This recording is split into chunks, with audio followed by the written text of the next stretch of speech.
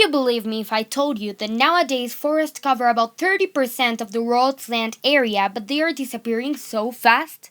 That according to the World Bank, between 1990 and 2016, the world lost 1.3 million square kilometers of forests? Would you believe me if I told you that since humans started cutting down forests, 46% of the trees have been fallen? That the 17% of the great rainforest located in South America, the Amazonas, has been destroyed? This sad reality we're living in the 21st century is called deforestation. Deforestation is the clearing or thinning of forests. In this practice, the trees are removed from the land and this destroys the whole forest. Mostly, deforestation is done in tropics because they are the parts of the world with more trees. Its main purpose is to clear the land and in that way be able to use all of its resources. Also, it is done to construct in that territory. This is especially done by fabrics, but sometimes also by someone who wants to construct maybe a house over there, or just to be able to sell that piece of land because we all want money, right? Nowadays money is more important than nature.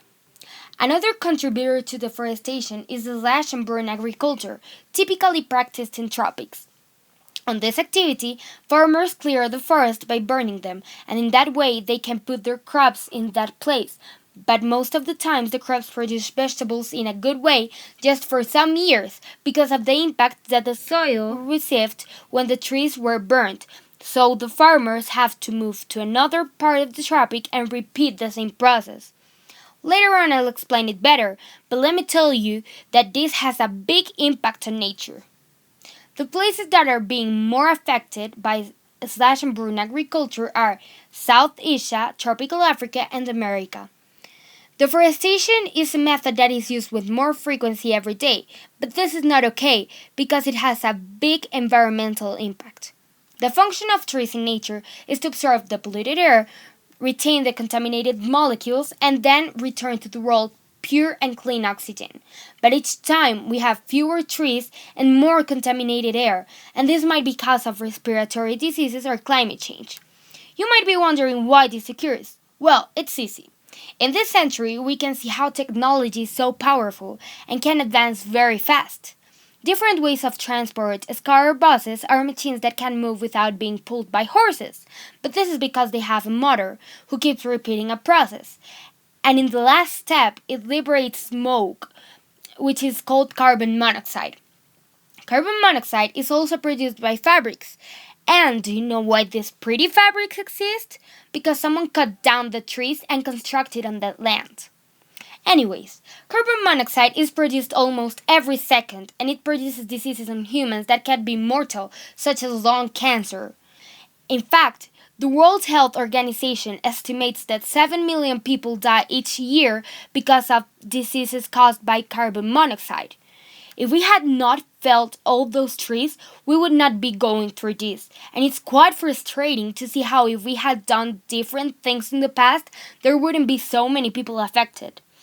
But of course, the big factories don't care and they won't stop producing, no matter how many lives they're ending with, as long as they have money. On the other hand, we have carbon dioxide.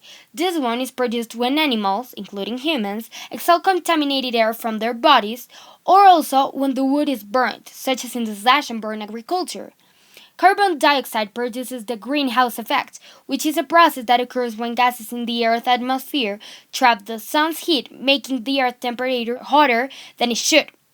The greenhouse effect is a cause of global warming, which is making that glaciers are melting, sea levels are rising, forests are getting burnt, and many species are dying because of temperature changes on their habitats. As the polar bear you're watching on the image, his habitat, the North Pole, was melted.